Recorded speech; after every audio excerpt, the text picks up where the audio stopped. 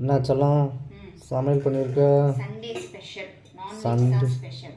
Non veg தான் ஸ்பெஷலா? சுட சுட சோறு.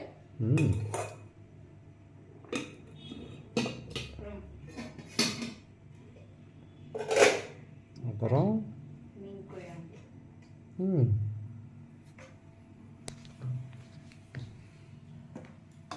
சீலா மீன் குழம்பு.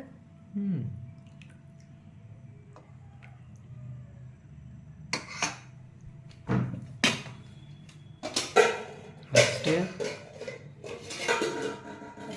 பிரான் தொக்கு.